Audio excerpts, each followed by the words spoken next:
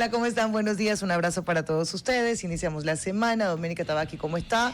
Mafer Perrone, bien. Andrés Merino, amigos Radio Escuchas, otro abrazo para cada uno de ustedes. Estamos listos ya con nuestro programa en esta nueva semana, última del mes de agosto. ¿Qué pasa, don Andrés? ¿Qué pasa? Andrés tiene una marca ¿Qué tal? que daña los micrófonos. No, solo lo estoy arreglando. Cuidado, que son nuevos. Estoy ajustando la altura. Pasamos la nada cuenta. más. Enseguida a querer... Es que ese es el que tienes que mover. ¿Cuál? Así, diagonal. Este. El micrófono, no ok, el brazo. Perfecto. ¿Qué Ya. tal, Bueno, Dome? vamos. ¿Qué tal, Mafer? Bien. Bien. Muy buenos días. Yo quiero, que no tiene nada que ver con el tema, pero se los quiero compartir. No tiene nada que ver con el formato del espacio, pero se los quiero compartir. Ayer, domingo, tipo 5:30 de la tarde, pasaba una peregrinación. Okay. Y esta ¿De qué habrá peregrinación sido? es de la Virgen del Cisne, de la ok, Churonita. La Churonita. Y me he parado en la ventana a ver la cantidad de personas en esa peregrinación, en ¿Sí? esa procesión. No sabes. Era toda una plataforma, pero ¿por qué me impresionó tanto hasta el llanto? Porque me conmoví realmente. Me ¿Usted sentí lloró? emocionada. Sí, yo. Ok. Oiga, sí, yo No, está lloré. bien, está bien. Y ver esa cantidad de gente envuelta en fe, en creer, en pedir, un par de personas descalzas haciendo todo este recorrido, iba a ir hasta el suburbio.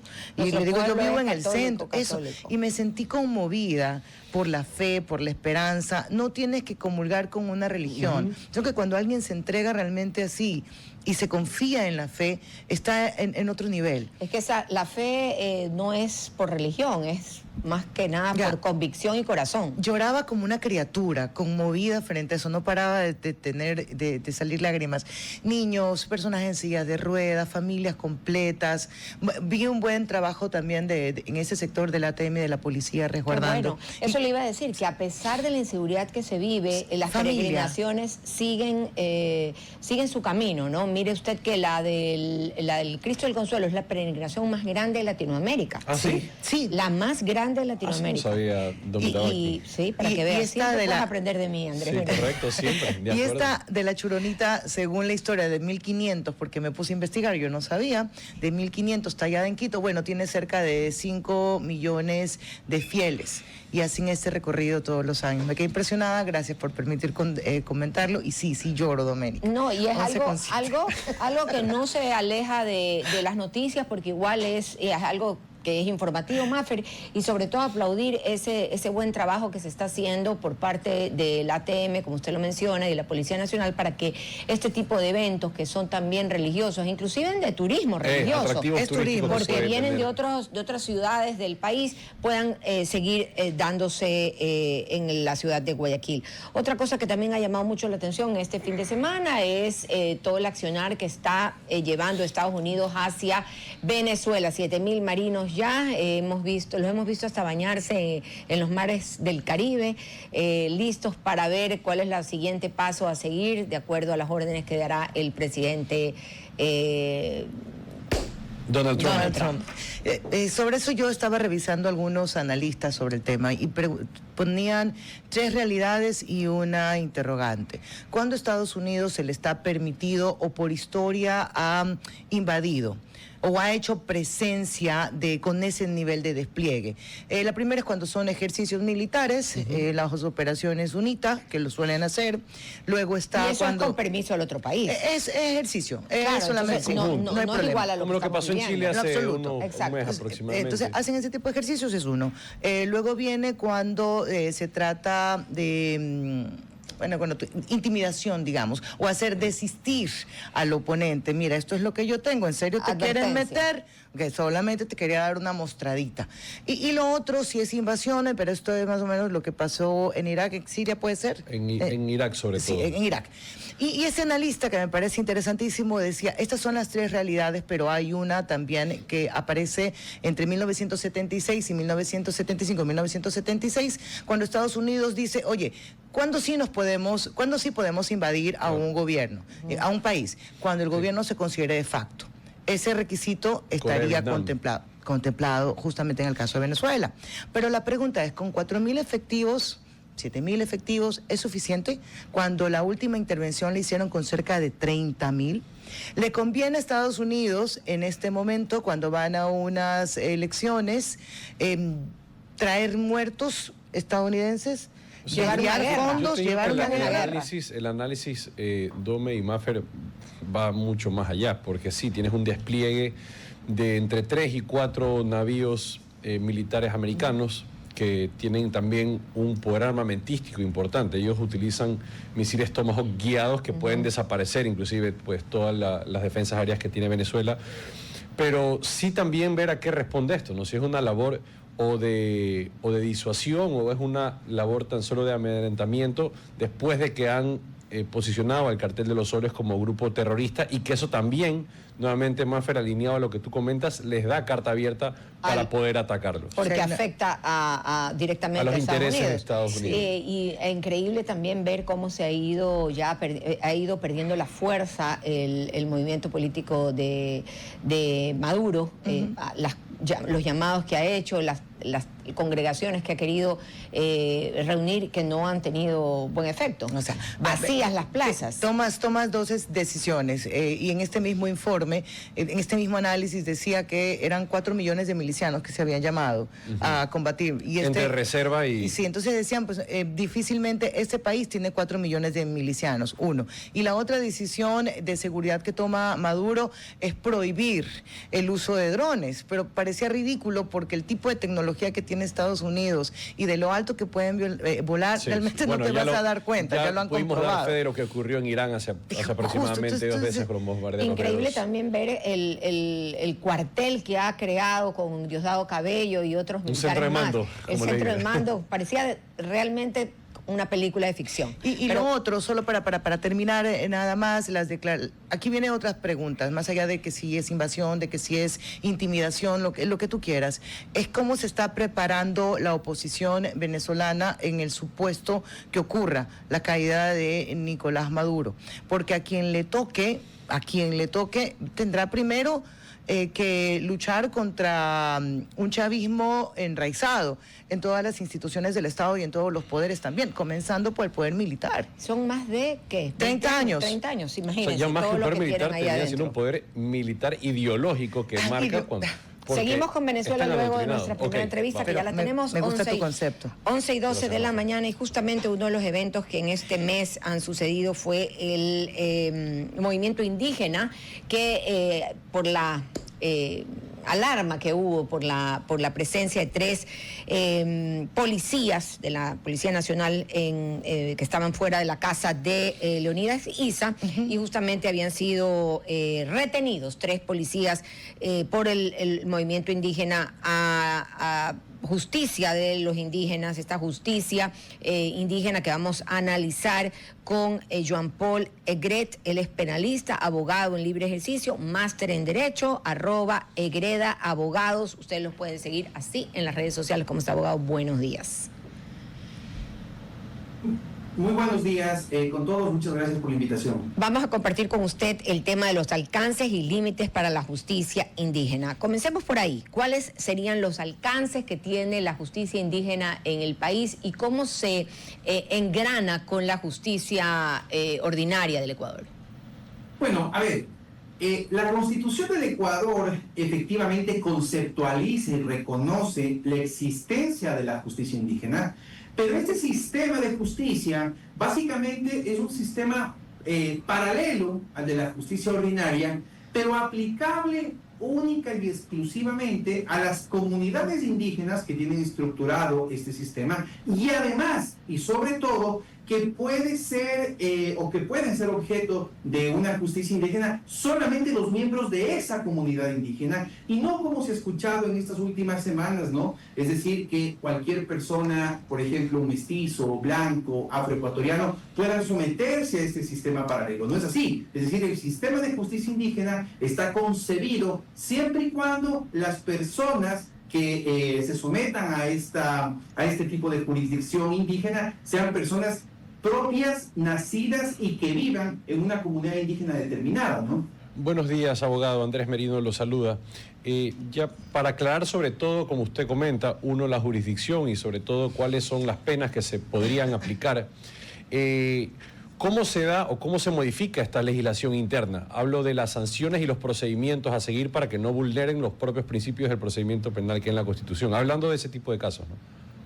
Bueno, a ver, El Código Orgánico Integral Penal regula ciertamente todos los ámbitos del derecho penal, los tipos penales que están establecidos en el Ecuador, obviamente las penas, las conductas que nuestro sistema ha catalogado como típicamente relevantes y que puedan ser juzgados por un juez o un tribunal penal. Pero la justicia indígena no tiene ni debe necesariamente adecuar ni los procedimientos ni las conductas que ellos consideran penalmente relevantes, similares a la del ordenamiento jurídico tradicional u ordinario, sino que obviamente ellos pueden conceptualizar otro tipo de conductas como un ilícito penal o de pronto no concebir como un ilícito penal indígena a aquellas otras conductas que sí existen. ¿Cómo que, por ejemplo, para poder entenderlo y aterrizarlo? ¿Cómo qué ejemplo en este caso? Bueno, básicamente usted puede entender que este caso que ha salido a la luz pública de un seguimiento a un líder indígena ha sido básicamente por ellos conceptualizado como un ilícito el haber ingresado sin autorización a un territorio indígena. Pero esa misma figura no es concebida como un delito dentro del COIP, ¿no? Es decir, el territorio ecuatoriano es de libre tránsito para todos los ecuatorianos. Claro, eso es como más o menos, doctor, ¿cómo está? Buenos días, María Fernanda Perrone, que la policía pida autorización para ingresar a una ciudadela, entre comillas, privada. Yo no tengo que pedir autorización de nada, ingreso nada más. Ahora, hablemos solamente sobre este caso y el manejo de este caso. Usted ha dejado claro los límites que tiene la justicia indígena. Pero, ¿cuál es? Porque ellos apelan al derecho de privacidad y lo que le señalan al gobierno es que han enviado no uno, no dos, sino una docena, por lo menos, de infiltrados en razón de inteligencia. ¿El Estado puede hacer eso? Miren, yo lo que considero es que el señor Isa o la comunidad indígena pudieron haber activado otros mecanismos que están previstos en nuestra ley. Pudieron haber denunciado a asuntos internos de la policía si consideraban que la policía estaba actuando de una manera irregular. Podían haber denunciado ante la Fiscalía General del Estado un hecho que a su juicio podía ser ilícito. Pero lo que no está bien, lo que no es correcto, y esto hay que aclarar, es que 4, 5, 6 policías sean juzgados por la justicia indígena, indicando que han cometido un delito, además siendo objeto de una sanción que es que no puedan volver a ingresar a territorios indígenas durante 10 años, a pretexto de supuestamente haberle hecho un seguimiento al señor Leonidas Issa afuera de su casa. Esa situación es una situación reñida contra la ley, porque los policías que han sido sentenciados no viven en esa comunidad indígena, no forman parte de esa comunidad, tampoco han consentido en ser sujetos de una sanción o de una justicia indígena, y cualquier hecho que haya sucedido en esa comunidad ejecutado por terceros ajenos a la comunidad indígena, pues debían ser puestos a conocimiento de la autoridad competente ordinaria y no de jueces indígenas, como en este caso sucedió. Partiendo de su criterio y tratándose en su momento de una flagrancia, porque esto fue abierto, la comunidad entera estaba haciendo el juzgamiento, ¿por qué no actúa la policía en esa situación? ¿Por qué no actuó? Estoy hablando en pasado. Si no podían juzgar, si no podían detener, si este es un delito secuestrar, ¿por qué no hubo una acción inmediata y luego sí una investigación de fiscalía por presunto secuestro? Bueno, lo que aduce el tribunal indígena es que aquí jamás existió un secuestro porque los policías ingresaron libremente por su propia voluntad a un territorio indígena. Entonces ellos dicen, como la policía entró acá libremente por su voluntad, no existe un secuestro, pero es que los policías fueron efectivamente retenidos en contra de su voluntad a pretexto de una investigación y un juzgamiento, además inmediato, que se dio por parte del tribunal indígena. Entonces, a lo que vamos aquí es que si la policía ingresaba al rescate de estos miembros activos de la policía, seguramente hubiera existido un enfrentamiento, ¿no? Es decir, hubieran sido recibidos con mucha hostilidad y no me imagino en qué podría haber parado esta acción. Sin embargo, lo importante aquí es entender que los ecuatorianos no podemos ser juzgados por tribunales indígenas a pretexto de que ellos consideren que se ha cometido una infracción en su territorio, porque solamente puede ser aplicada esta justicia por los miembros de la misma comunidad, a los miembros de la misma comunidad. Caso contrario, nosotros entraríamos entonces a tener que debatir que en el Ecuador existen varios sistemas paralelos de justicia aplicables básicamente a conveniencia de quien es el afectado o de quien es el tribunal que emite justicia. Entonces, abogado, a su criterio, la legislación ecuatoriana, la justicia ecuatoriana ordinaria, en este caso ha actuado con mucha blandeza, porque está sentando un precedente. Encima los 3 policías que fueron retenidos, que para muchos es un secuestro y no una simple retención, como se ha utilizado la palabra por parte de la comunidad indígena, está sentando un mal precedente, porque si no cualquier otro grupo del país podría hacer lo mismo. Completamente de acuerdo, es decir, yo creo que definitivamente tuvo que tratar de rescatarse a los policías. Ellos fueron retenidos contra su voluntad y sobre todo no permitir que existan estos precedentes de justicia indígena que finalmente atentan contra un sistema constitucional y legal unitario en donde debería prevalecer siempre la justicia ordinaria para todos y subsidiariamente o supletoriamente un sistema como el de justicia indígena que es básicamente delimitado para una comunidad y para ciertos actos en particular. No hay que olvidar también que esto ya ha sido regulado por la Organización Internacional del Trabajo, bueno, esta es la entidad internacional que ha emitido varias políticas respecto a cómo se debe aplicar la justicia indígena en varios países y siempre se ha delimitado a las personas que nacen y viven en esa comunidad indígena, pero no a terceros que no tienen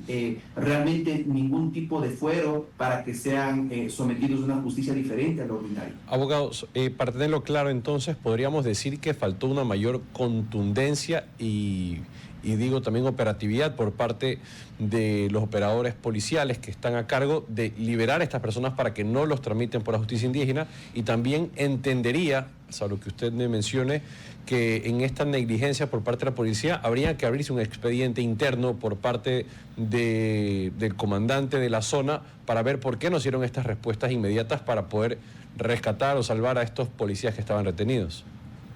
Considero que eso debería hacerse en tanto y en cuanto los policías que estaban, entiendo yo, en esta comunidad o haciendo algún tipo de seguimiento al señor Isaac, debieron haber respondido a alguna orden superior, a alguna planificación, a algún operativo.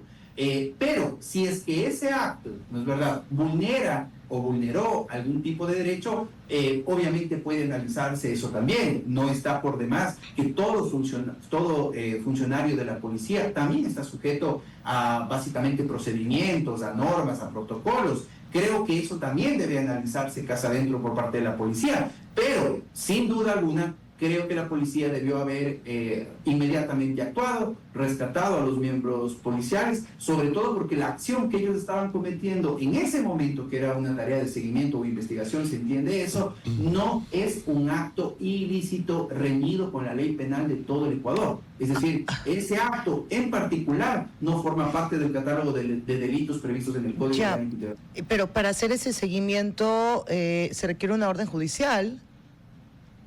Bueno, lo que pasa es que no tenemos claro el alcance del seguimiento, pero la policía para efectuar una investigación no necesita de una orden judicial, es decir, en ningún momento se pretendió, hasta donde se conoce, privar de la libertad al señor Leonidas Issa, jamás se irrumpió en su inmueble, jamás se irrumpió en su domicilio, es decir, la policía estaba efectuando una labor de seguimiento seguramente dentro de algún proceso investigativo, lo cual además le da legalidad y legitimidad a la actividad de la policía. Ahí no se necesita autorización judicial. Ok, me queda clarísimo. Solo algo más en esta, digamos, requisitos que debe darse para poder aplicar la justicia indígena. Usted decía que pertenezca a la comunidad y haber aceptado ser parte de la comunidad. O sea que cuando va guardando las distancias, no quiero hacer ningún tipo de comparación, sino sobre los hechos nada más. Si detienen a alguien que está robando y no es parte de la comunidad y la comunidad lo sanciona, ¿también es un ilícito entonces? Por supuesto, si hay alguien que está cometiendo un acto irregular, la comunidad indígena tiene que ponerle a órdenes del fiscal de turno, a órdenes del juez penal competente, pero no a órdenes de un tribunal indígena. Siempre existe ciertamente una desviación de la figura de la justicia indígena. Y dése cuenta algo más. Hoy en día, de lo que se conoce, la justicia indígena también resuelve temas no solamente del ámbito penal, sino que declara nulidades de contratos, se pronuncia sobre temas de divorcios, se pronuncia sobre el tema de custodia de niños, en fin. Entonces, bueno, básicamente estamos o hemos abierto la puerta hace más de 10 años a una justicia paralela a la justicia ordinaria. Pero eso va a influir en terceros que no forman parte de esa comunidad indígena, entonces se podría atentar contra el principio de seguridad jurídica que obviamente abarca todo el país. Y eso obliga entonces a ajustar la norma, doctor, porque fíjese que cuando uno pasea por diferentes ciudades de la sierra, lo más común es encontrarse con advertencias. Sí, esto es para delincuentes, para asaltantes, para extorsionadores, y son castigos físicos, ¿sí? Incluso algunos hablan de serán quemados. Si no se le pone, si no se acota o se reafirma los límites de la justicia indígena, esto cualquiera puede tomar el argumento y mañana detener a alguien o castigar a alguien. Miren, en el Ecuador está prohibida la pena de muerte, la tortura y el maltrato, ¿no es verdad? Si eso, un sistema como el indígena, pretende asimilar a una pena adecuada o correcta, entonces estamos cayendo en el escenario de la barbarie. No se trata de eso, administrar justicia por parte de un pueblo indígena. No se trata de aquello que el día de mañana un mestizo firma un contrato civil con un indígena y se somete entonces ese contrato a la justicia indígena y se lo declara nulo. Es decir, vamos a entrar en una suerte de inseguridad jurídica producto de permitir o ser muy permeables respecto a estas decisiones.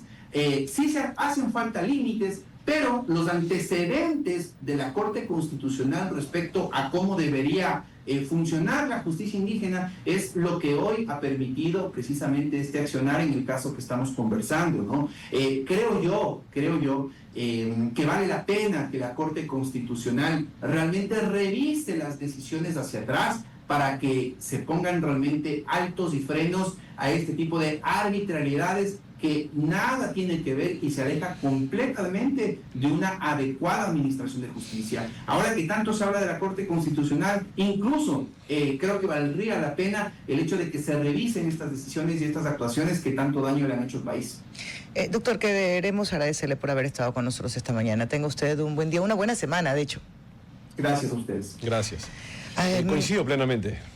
Coincides plenamente. A ver, ¿con qué coincides plenamente? Con que es hora que primero la Corte... A ver, siempre ha sido un detractor de primera mano de cualquier administración de justicia que no sea la que está amparada o la que debería ser administrado por el sistema judicial ordinario. O sea, para todos. Sí, esto de las administraciones indígenas, sistemas de justicia indígenas, pues creería yo que nunca tuvo que haber formado parte del ordenamiento jurídico ecuatoriano, ni mucho menos haberse contemplado, porque vulnera... Ya, pero es. ¿Ah? Ya, pero sí, es. entonces a lo que iba, coincido... No puede ser regresiva tampoco. No. Pero coincido en que debería acotarse aún más dependiendo del ordenamiento en el que estamos y un pronunciamiento claro por parte de la Corte Constitucional al momento de analizarlo. Pero los indígenas son parte del Ecuador. Imagínense entonces los afrodescendientes, los blancos, los mestizos. Cada agrupación racial va a tener su cultural, lo que fuere, va a tener su propia justicia. Bueno, lo que pasa es que eso también es milenario, no quiero decir que esté correcto, es parte de la Constitución, yo sí creo que hay que ponerle definitivamente límites y para mí siguen teniendo dos preguntas que no encuentro respuesta. La primera es, bueno, primero que me llama la atención que los hayan descubierto. ¿Qué sistema de inteligencia, no? No, y ¿sabe qué? A mí, ¿sabe lo que me llamó la atención? Dígame. Las disculpas públicas que tuvieron que pedir. Sí, es que eso no me parece. A mí tampoco. Y lo otro... Es doblegar también a una función de fuerza del país. Y además que cumple órdenes. Pero de ahí mi pregunta es también. Quiero pensar como Estado. Quiero pensar como un Estado que por 2 ocasiones se ha sacudido con manifestaciones que subieron de tono, que fueron agresivas, porque fueron violentas, porque fueron vandálicas. ¿Hasta dónde un Estado puede o debe llegar en hacerle inteligencia a determinados actores sin que esto se pueda ver como una persecución? Es delicado lo que estoy preguntando. Que todos los estados lo hacen, comienzan a identificar enemigos, así debe actuar, no lo sé. Yo tengo mis dudas, realmente. ¿Cuándo es válido que tú le hagas un seguimiento a un líder social o a un político opositor? A ver, Mafer, ahí sí habría que dividir. siguiendo tu línea, pues yo estoy en desacuerdo en que se hagan porque a las finales termina siendo una limitación, una coacción, una indirecta frente a alguien que bien o mal Está en su representa, ejercicio de representa libertad. intereses y representa pues a un colectivo ciudadano. Importante. Pero por otro lado, hablando de la justicia indígena y hablando también de la representación indígena, del haberse arrollado y demás, hay que partir de un elemento primordial que es el monopolio de administración de la justicia y de la fuerza por parte del Estado. Entonces aquí lo que no puedes hacer es diversificar ese monopolio que está concentrado bajo un solo ente que es el Estado ecuatoriano. Entonces de allí, si es que más decir que van a ser varios, como bien acotado Ménica, varias nacionalidades, varias organizaciones que van a querer tener su propio ordenamiento, van a querer tener su propia regulación. Pero no es el caso, nadie más lo ha pedido. Pero es que basta con que haya uno solo. Pero lo que digo es, esto está en la Constitución, reveámoslo o limite. Bueno, no sé, pues está desde el 2008, nadie ha solicitado, yo quiero una justicia. No, yo le digo a manera de ejemplo. No lo digo. Después de esto, después de este acontecimiento que ha sido lo que hay que tan poner comentado, límites. por supuesto que Decirle sí. que no puede, pero lo otro me sigue dando vueltas. Si es que es así, si es que se le ha comenzado una investigación, un seguimiento, ¿cuántas personas eran? 13, 14, amerita, el Estado está en riesgo. ¿Cuál es la responsabilidad del Estado en materia de seguridad nacional? Hay que ver el nacional? alcance también de esa investigación. ¿Y quién más se puede considerar en algún momento a un ser que ponga en riesgo la seguridad nacional? Además que para otros esto no ha sido una retención, sino un secuestro. Pero más allá, Maffer, como te digo, es muy importante también validar cuáles han sido la respuesta y el por qué se ha llevado a cabo esta labor, no diría de espionaje, de investigación previa con terceros. Vimos que ya el señor Issa fue responsable y convicto por culpa del desastre que hizo en el país completo. Yo pero que recibió amnistía. Lastimosamente, sí, pues, porque debería pues estar ya sobre eso en la no lo puede juzgar, pues. Vamos a irnos a no, yo sé que, pero aquí... RTP 965, a la conquista del mundo digital. Presenta sus nuevas instalaciones y tecnología de vanguardia. Renovamos nuestro compromiso de seguir brindando contenido útil y de la más alta calidad. Programas de opinión con referentes de la comunicación. Noticias para contar todo lo que está pasando en todo momento. Una variedad de segmentos con lo que necesitas saber. Y asociaciones internacionales estratégicas. Todo para mantener a nuestra audiencia y seguidores siempre bien informados. Siempre en RTP. Buena compañía.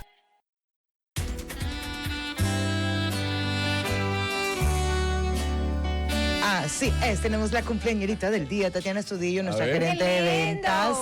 Que la pase bombi, rebombi, tutubi. 25 años apenas. Ah, Sí, te dijo, apenas. te confesó la edad. Oye, y un maridazo que le han mandado su buen ramo de flores a Tatiana. ¿Quién? Lindo. Y bueno, y acá pues siempre la radio da un espacio de Los mejores deseos. Es un gran bono. Felicitaciones. No, siempre.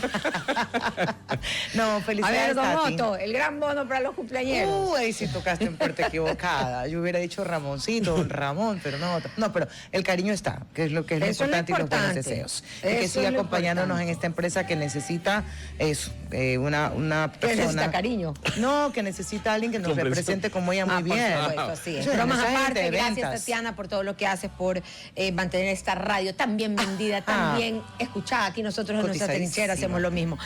¿Vieron o leyeron la entrevista que hizo Daniel Noboa con el Clarín, el diario Clarín de Argentina? Y partes. Yo también parte, sobre todo la que comenta que Estados Unidos tiene pruebas de que Venezuela financió gran parte de la campaña de doña Luisa González. Y a mí no me queda ninguna duda y es una práctica común que se da en muchos espacios, sobre todo esos países pertenecientes al foro de Sao Paulo, esa aberración también que existe, que han sido... El Grupo de Puebla. El Grupo de Puebla, que han sido partidarios sobre todo de mantener esas estructuras partidistas ideológicas en diferentes países, han visto la forma de hacer estas asignaciones. Y no es la primera vez que Venezuela lo hace. Recordemos que desde la época de Hugo Chávez ya lo hacía. Ya, acá lo que hay que tener es Don Correa. lo que hay que tener es pruebas y ahí tenemos otra vez una complicación Sabía que real lo iba y a decir. abierto, porque es tan grave que te financie otro estado, Así es. como es tan grave que los candidatos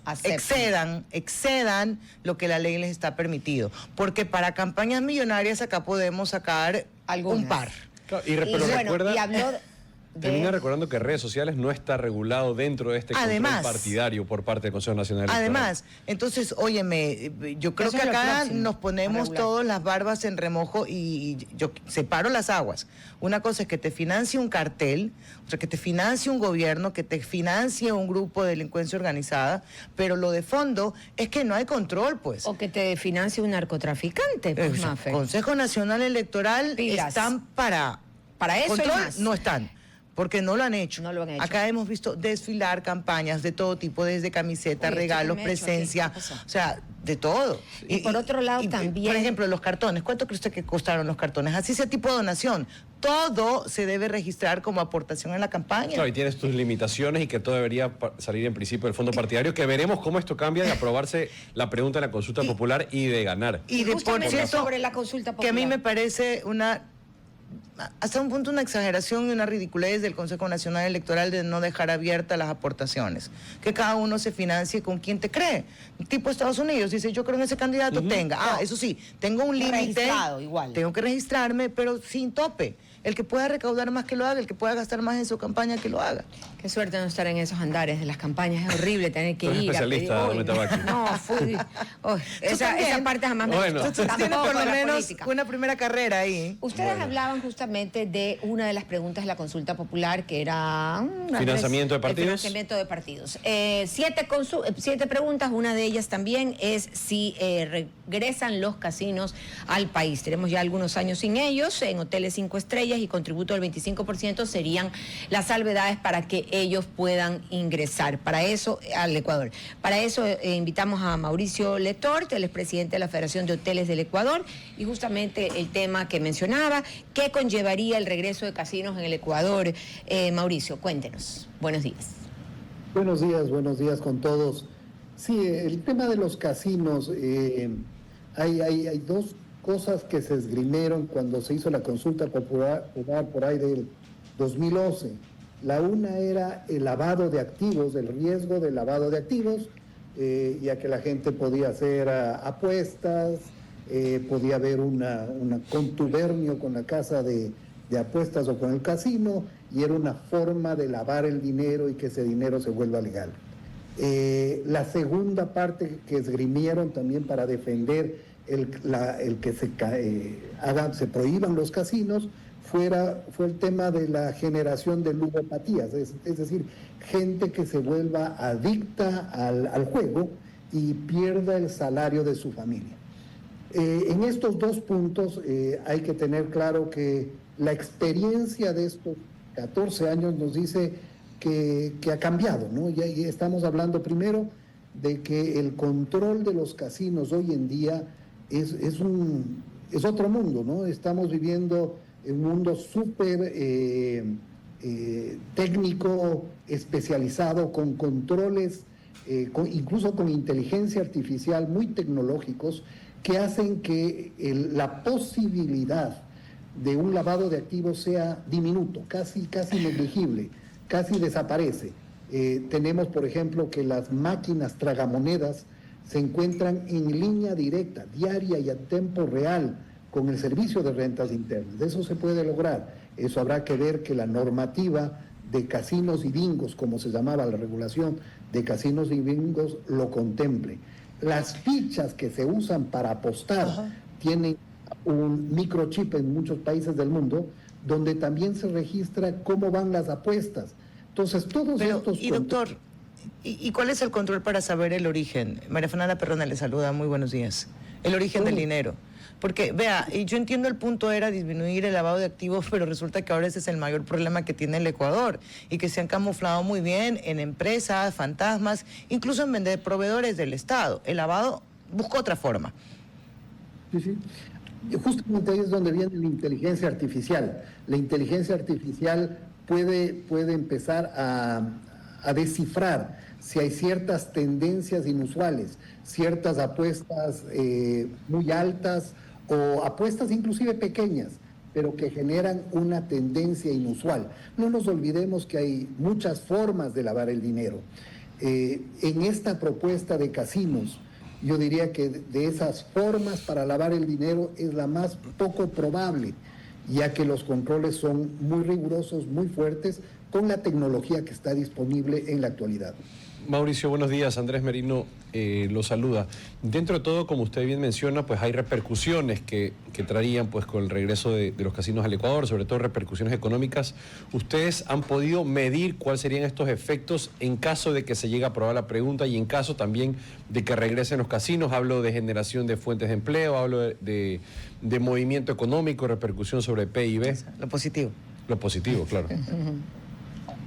Uno de estos temas es la inversión. Nosotros hemos hecho algunas averiguaciones a los hoteles 5 estrellas. En el Ecuador hay 47 hoteles 5 estrellas. De las averiguaciones preliminares, puede ser que entre 10 y 14 hoteles estén interesados en tener casinos. De la experiencia que tenemos del 2012, muchos hoteleros nos han comentado que su ocupación hotelera puede subir del 10 al 20% por instalarse un casino.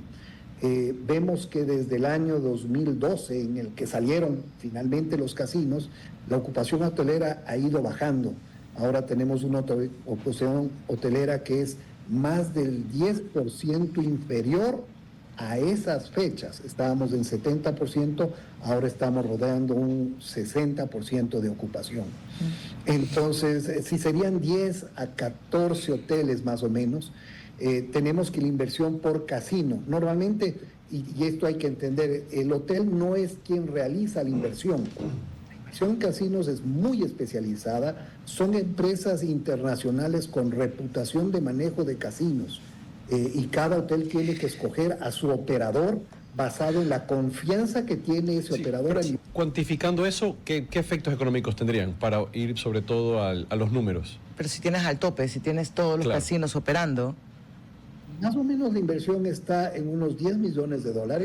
Okay. Ya, ¿sabe que mientras usted está relatando esto, yo estoy en una realidad que la vi en una película? Y entonces estoy pensando en El Padrino, estoy pensando en Las Vegas. Claro, cómo eran los mafiosos que estaban adueñados de estos casinos y que luego era también la trata de personas y la prostitución, una serie de delitos que estaban conectados con eso, la extorsión también y algunos. Perdónenme que haga esa relación, porque inmediato pienso en el Ecuador de hoy, en lo capaces que son de permear todo, y mañana tenemos acá un casino que le corresponde a un grupo delictivo. Hay formas de protegerse. Además, usted decía la inteligencia artificial, pero recuerde que estamos en Ecuador. Sí, bueno. Okay. Alguien dice en Ecuador se fríen hielos. El granizo se va a tostar siempre aquí. Se fríen hielos. Sí, pero la tecnología de casinos está en otro nivel. Muchos países del mundo tienen dentro de su oferta turística casinos. Eso hace que el turista se quede varios días. Esa tecnología hace que estas figuras del Padrino, estas en casinos, sean cada vez que ya no existen, ¿no? Eso ya es cosa del pasado. Lo que sí vemos con casinos, por ejemplo, es que se reactivan zonas que están ya muertas, zonas que antes tenían mucho movimiento y de repente empiezan a tener más movimiento. No nos olvidemos que un casino trabaja 24 horas al día. Puede trabajar 24 horas al día, 3 turnos. Adicionalmente, los que reparten las cartas, los que la mesa de ruleta, por ejemplo, no trabajan 8 horas en ese puesto, sino tienen que tener descansos cada 2 horas. Entonces eso hace que la repercusión en el empleo directo sea muy grande. ¿Usted cree que, considerando las dimensiones a las que eventualmente pueda llegar, si la ciudadanía dice sí, el retorno de los casinos? De hecho, recuerdo que esa pregunta en particular estuvo muy cerca de ganar el no estoy de acuerdo. Quizás fue la única. Mayo 2011 tiene que haber sido la consulta. Y por poquito y nada, porque hicieron una buena campaña quienes defendían los casinos, puestos de trabajo e inversión. ¿Usted cree que se debería crear un órgano, yo haciendo más grande el Estado obeso, un órgano especializado en esta materia para que pueda evitar lo que muchos tememos, que es la infiltración, que es el lavado y mayor delincuencia? Sí, sí. De hecho, por ejemplo, en Chile es un buen ejemplo. En Chile tienen un organismo específico que es, digamos, adjunto a lo que nosotros conocemos como SRI, que está dedicado a evitar que suceda ese lavado. Pero no nos olvidemos que esto puede dar trabajo. Nosotros consideramos entre 10.000 a 20.000 personas. Ok, Que no- ese es el número que está preguntando. Que no es un trabajo simplemente de un salario básico, porque la gente que trabaja en un casino tiene una responsabilidad. Entonces, típicamente el sueldo de alguien que trabaja en un casino puede ser el doble dependiendo de los horarios de trabajo y obligaciones. Y eso tiene un efecto que se riega en la zona donde se instala. Entonces van a haber actividades en restaurantes, van a haber actividades conexas de turismo, de viajes, en fin. El tema de casinos puede irradiar a una zona una nueva actividad. Por ejemplo, en Quito. Mauricio, ¿usted cómo cree que la ciudadanía del país va a tomar esta medida de pasar en la consulta popular positivamente? Ay, como yo les No, lo perdimos. dieron, Ahí está. a mí, no sé qué pasó. Pero Ahí hay dos lo temas que se dieron en esa época. La una era esta de lavado, que hoy día la tecnología puede absolutamente controlarlos. La segunda eran las ludopatías, y decían, y me acuerdo el presidente de ese entonces, decía que el padre de familia se gasta el sueldo de la comida de la familia, y decía, por eso hay que prohibir. Sin embargo, vemos que el hábito de consumo no es que se eliminó, sino se cambió. Y ahora Cierto.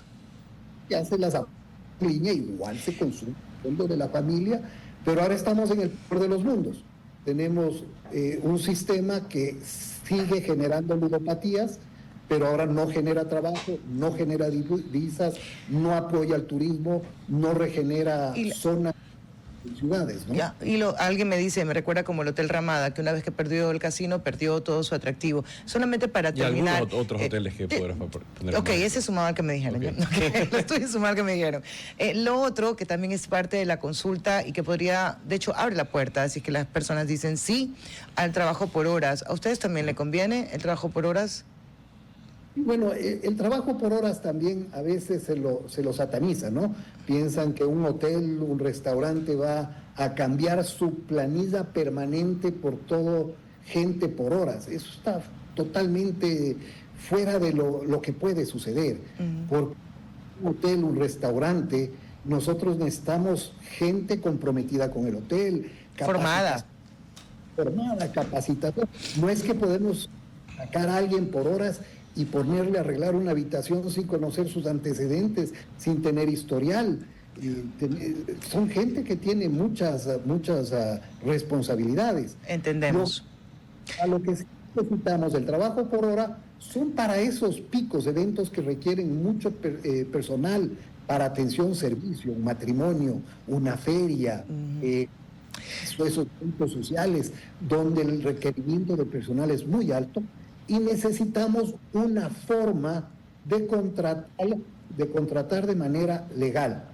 Adicionalmente, tener en cuenta que hay gente que quiere redondearse un sueldo sin tener un compromiso. Sí, pero ahí tenemos una que yo considero que es una falla de no entender realmente el problema de forma global. Esto desde mi limitado conocimiento, Mauricio, es que solamente se permite una vez la contratación con esa persona, bajo ese formato. Correcto, sí. Entonces yo digo, es que sobre eso no se ha profundizado. Sí, Mauricio, lo vamos a tener que cortar. Le apuesto a que nos vamos a tener que encontrar en otra entrevista y ahí la conversamos de nuevo, ¿ok? Apostamos, vamos a la ruleta, vamos a todo ahora. Jugar A póker. jugar 21. Un abrazo. Yo sí. Gracias, casi Mauricio. lo juego, Oye, además. ¿Le hacen al juego? No. ¿No? Yo 8 Cero. locos, me quedé en 8 locos. En 8 loco, re loco. Y una que Cero. otra a mí cosita. me educaron con el terror a hacerme ludópata, que nunca en la vida hice. Yo no, el la verdad programa es del que me casino. acuerdo que, bueno, cuando estaba... Yo sí fui un par de veces. De que estoy iba he tratando- ido, pero no. Perdóname, no Mechito. Trago, y aparte había en ese momento alcohol gratis. Bueno, los que iban al Claro, casino. porque O no sea, está en el alcohol la ganancia, sino en lo Así que es. dejas Claro, en es que los en juegos. el enganche. Yo Tú te- fuiste a beber, pero dejaste toda tu billetera ahí. Saben, alguna vez le escuché a una persona sobre ese tema, que hay que ir con la idea de voy a jugar me invento, Mi papi. $20. Voy a jugar Ajá. $40, $5, lo que sea, y gane o pierda, eso es lo que juega. Mi papá porque si no te decía enganchas. lo mismo, pero decía, voy a perder. O sea, él ya daba de sentado. perder. Esto es lo que voy Ya. a ir a perder. Y A se mí me acabó. Bueno, y gusta eso a eso, veces ahí te de juega en botar el contra dinero. porque quizás terminas ganando de más y dices, Mira, ¿quién Claro, quita es que pueda ese- volverlo a es que reinvertir? ese es el gancho que tiene. en el Ajá. De juego... los dos lados nunca vas a ganar. Porque, Nunca vas a ganar. O porque vas perdiendo, quieres seguir jugando, o porque vas ganando, quieres seguir jugando. En el juego como en el amor hay que saber cuándo Sí. retirarse. Oye, Mafrica, y me en un el saludo trabajo rápido. también, porque Y en si no la nos van a política poner también. multa. También, un En la saludo política, a ojo. dos cosas. A Un ver. saludo a Manuela Castro que nos está escuchando y lo segundo, yo propondría otra pregunta dentro de la consulta popular Ándale. en la explotación del ITT, nuevamente. Oh. que se yo pueda ese revertir. punto vente mañana para qué conversarlo. Excelente idea. Bueno, Andrea, también eres lo un genio. publicó. Que no ya fue- quisiera. Que no fue de Nos él, pero vamos. cita. Sí, sí, sí, Cita la estoy fuente. citando a 11:56, antes de despedirnos, el banco número 1 de experiencia del cliente. Si aún no eres cliente, cámbiate ya, como lo hice yo. Banco Guayaquil, el mejor banco del Ecuador, de verdad, el servicio al cliente, las plataformas todas en línea, la aplicación. Realmente Banco Guayaquil, el mejor banco que tenemos aquí en el Ecuador. Yeah. Nos despedimos, 11:56, chicos. Amé Hasta este lunes, mañana. gracias. Qué bien. Gracias. ¿Qué ibas a decirme? ¿Ya ibas a pelear? ¿Qué? Hasta aquí, Cuarto Piso. Control Master Marisela Basantes. Transmisión digital Gerardo Díaz. Coordinación de entrevistas Diana Raimondi. Redes sociales Erika Eras. Edición Oscar Saavedra. Dirección Javier Gamboa. Todos los derechos reservados. RTP 2025.